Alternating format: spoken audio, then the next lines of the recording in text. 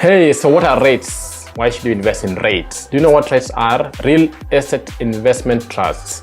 If you want to own real estate but you don't want to be dealing with the tenants, you don't want to be dealing with, I don't know who owns what, you don't want to be dealing with people who are in your property, you don't want to be going anywhere physically, you don't want all that hassle with regards to owning a physical property, the best place for you to invest in property or in the real estate market is through what we call the REITs. So REITs are basically like a mutual fund, like an ETF, whereby investors come together, they invest in a particular trust, and that trust invests in those real estates. So they're like more like third parties, and then they share the profits with the shareholders. So these trusts basically source certain funds, or they source money, and then they build or they buy certain properties, and then of course when they have the profit, they share that profit with you as the shareholder. So you do not have to do anything, you just have to sit down and buy your shares. It's a very simple process of investing in the real estate, and right now there are REITs in Kenya. So that's why I'm doing this video.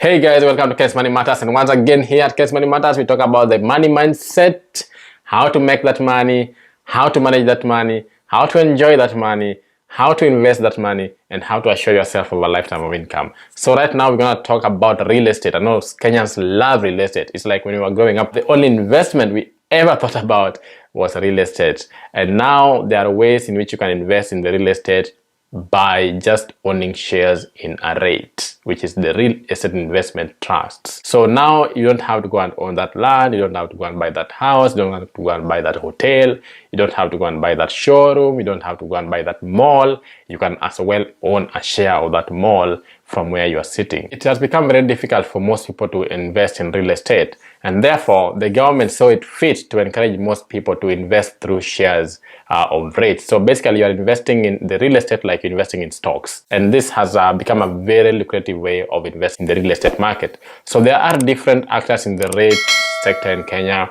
Like I think there's Tanlib, there's UAP Investment, there's Fahari, there's Nabo Capital, and I think there's CIC. So there are different actors in the sector of the REIT in Kenya. So basically, we as the shareholders have bought the shares. They use that to invest in the real estate market, those particular trusts, and then when there are profits, they share those profits with us. REITs are very good investment instruments for those who want to invest in the real estate, but they don't want to own any real estate in the real sense. So there are different types of REITs. We have what we call the income REIT. This whereby you come together, pull those resources together, and they use the investors' money to acquire those properties, and then they can now have income from those properties. So they can acquire either residential properties or commercial properties, it doesn't matter. And then when they get income from those properties, they distribute those income to their investors or their shareholders. So it's basically meant for income. Income REITs are meant to distribute their profits or their income with their investors. And then number two, we have the development REITs. Here again, the investors come together, they pull their resources together. Let's say they want to develop like a mall. They decide, okay, let's pull these resources together from the investors, let's build a mall here. And then when they are done with the building or developing that particular mall, whether it's a mall or a residential area, they then make a decision on whether they want to sell it, whether they want to retain it, or whether they want to turn it into an income REIT, such that the income from that particular development is distributed to the shareholders. So it depends, but development basically is like a development of properties, like property developer. So they take a particular contract, develop it, complete it, it's their own, and then they bring that income to its people or whatever it is. If they lease it, if they sell it, if they turn it into an income REIT, that depends of course on the board and the managers and what is agreed upon. So development REIT is the second one. And then finally is the Islamic REITs, the Islamic Real Estate Investment Trust. These are basically meant to comply with the Sharia law. So there are certain things that must be done to ensure that they do comply by those laws and the laws of the Islamic religion. So this is basically for those who are in this, who follow this particular religion. Those are the three types of REITs that you need to think about. So you want an income REIT, a development REIT, and of course if you're Muslim, you may want an Islamic REIT. So what are some of the advantages of investing in a REIT? Number one, they are exempted from double taxation. They are exempted from the corporation tax, and they're exempted from income tax. So this is a very good feature of the REITs. So I know if you own a house physically, I'm sure you're paying a lot of tax already. And of course, there are some exceptions, I know. But with REITs, because the government is trying to encourage them, so they are exempt from double taxation. They're exempted from the corporation tax and from the income tax. So that's a very, very important point. You want to invest in a tax efficient manner. So REIT is a very good area you could invest in if you are in Kenya. The second advantage is capital access and access to investments. So most of the time it's very difficult for you to start investing in the real estate sector on your own because of the amount of money required.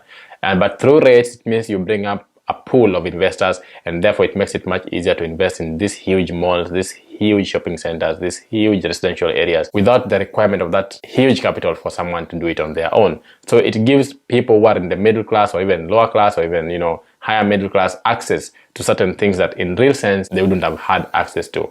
So with the REITs, you gain access to the market, you gain access to this kind of investments, and therefore it reduces the capital intensiveness of the real estate sector. So the return on investment of the yield of the REITs has been so good in Kenya so far. They give you almost 10, 8%, depending, of course. Like if you look at the statistics lately, they have given up to sometimes like 12%. Based on the kind of investment that the REIT has. It could be the commercial would give higher or the retail would give higher. So it depends on what rate it is and where they invest their money. But looking at the returns consistently over the years, REITs have given very consistent, very good returns. So if you want to invest and you want good yield out of your money, REITs is a good way to go. And this is very consistent because they have looked at the statistics on a longer period of time. So that means, again, the growth is consistent with REITs. So if you invest for a long period, you are sure to get good money. And then of course we talk about liquidity. If you invest in a house or a land somewhere, there's no liquidity to it. You have to basically sell it, you have to convert it to cash money. But with REITs, it means the money you are only owning the shares, and that means you can easily convert your money to liquid if need be. So that liquidity again makes it very attractive to most investors. It means even if you invest millions and millions in there, you can access those millions when you require them. So that's a very, very attractive feature, because sometimes when you own physical houses, physical malls, for you to actually sell a mall, it takes a lot of time and a lot of resources and a lot of energy. So instead of that, if you're owning REITs and you're not owning any physical property, if you want to sell your shares, it becomes much easier to liquidate them. There's the issue of diversification. REITs can help you diversify your portfolio. Number one, you diversify your portfolio in two ways. If you are owning stocks and other commodities and you're owning bonds, it would be good to have REITs because REITs are not affected as much by other factors that affect stocks. So they're not very correlated with regards to what affects them. So it will give you a very good diversification. If you have stocks, it's good to have some REITs too in your portfolio. That's number one advantage why you should have it. Number two, it also leads to diversification in that you don't just buy residentials.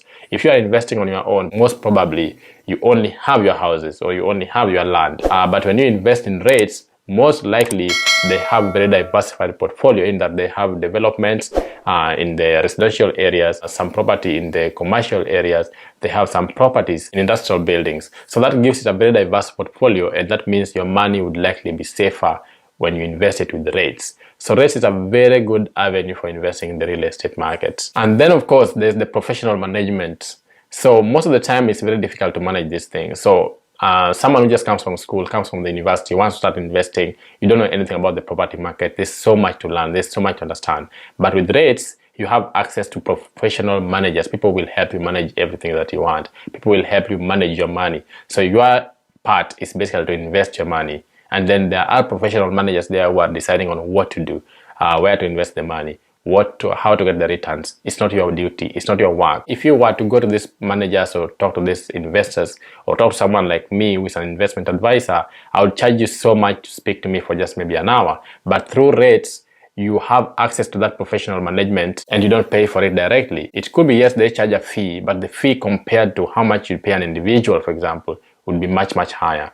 But now you have access to these professional managers at a very low fee, and they're managing everything for you. There's no day you worry about, oh, what's happening to the house. You understand? So it's very easy, very good process of investing in real estate. And then the issue of transparency. Because they are publicly traded, these are shares that are in the public, so it makes it very transparent.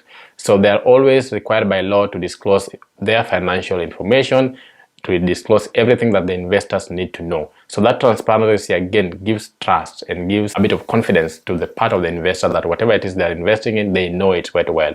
Because I always say before you invest in anything, you must understand it. So the way you want to understand the rates is that you make sure that you know what you're investing in, that you can see their financials, you can see everything they've done, you can see their performance over time. So this makes rates very, very attractive and very good investment vehicles. Finally, there's a very simple tax treatment with regards to rates. So you can easily deal with the tax issues. Most of the taxes are exempt. You only pay the tax at the individual level. So the tax that is supposed to be paid at the corporate level is not there. It's exempt, and it's also exempt from the stamp duty, from VAT. So that makes it very easy to deal with the tax issues in rates, which is more complicated if you're dealing with your own investment or your own house or your own building, whatever it is. It makes it much more complicated. So yes, that simplicity with dealing with tax issues, again, is an investment that most people don't want to deal with taxes, would want to go into. So yeah, I've talked about everything about rates, the advantages, why you should start investing in the real estate investment trust right now. But what are some of the disadvantages? Anything that has advantages has disadvantages. And in investment, you should always make sure you know the disadvantages of something. Let nobody sell you something and not tell you what are some of the shortcomings. Number one, of course, these tax exemptions are things that may change with time. So when they change, of course, that will be affecting the returns that the investors get. But that's something that's not happening yet, so I actually do not even call it a disadvantage as such. But yes, that's number one disadvantage that someone could actually quote.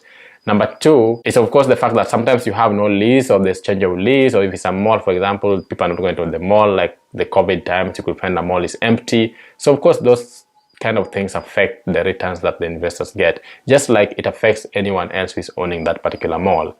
So that's another disadvantage someone would actually quote, but that's a risk that you're taking on when you're investing in the real estate market. Another disadvantage could be the political time. So if there is political turmoil, political issues, political instability in a country, it definitely affects the quality or the amount of money you're getting from such investments. Political instability will always affect investments. That's something that's for sure, and that's anywhere else. So if you're an investor, you know that's like obvious, that will always happen. This is one of the disadvantages that someone would say, oh, during political instabilities, this could actually be a bad investment, because you know at some point these real estates are owned physically by the trust. So yes, they are affected. There is competition from other asset classes. There are treasury bonds, there are treasury bills, and there are of course stocks that could compete with rates in terms of returns. If you're getting, let's say, 10% a year, if you can get 13-14% in the bonds, which are much safer, then someone would say, why should I not invest in the bonds? And I don't know if that's a disadvantage, but it depends on your preferences, your portfolio, your investment objectives, and many other things. And then of course, because of the requirement, the high capital intensity, it requires many investors, which sometimes they don't get. So there's a limited pool of investors who invest in REITs, and that affects that sector because it means they don't get the amount of money they need for them to start investing. Like for example, the pension schemes can only invest up to 30% of their funds into REITs, for example. So that means that they are limited on the number of people who can actually invest in them. And finally, people are still not so sure about them. People are still not confident. People are still avoiding them because of lack of information or because of just lack of proper education. But these are some of the best investments that someone could actually take. So if you want to invest in the real estate and don't want to own any property, this is the direction you should be taking. Right now, not so many are listed. I think as I do this video, only one rate is listed in the NSE. I'll do that check again for you and let you know in the next video. But if you want to start investing in rates, please do as soon as possible. And this is a way of investing in the real estate market without actually owning any property. And the investment returns will get better and better with time because most people are getting into this and the government really encourages it. So guys, thank you so much for listening to me. And if you're still here, I say thank you, subscribe, like, share, and remember to start investing today.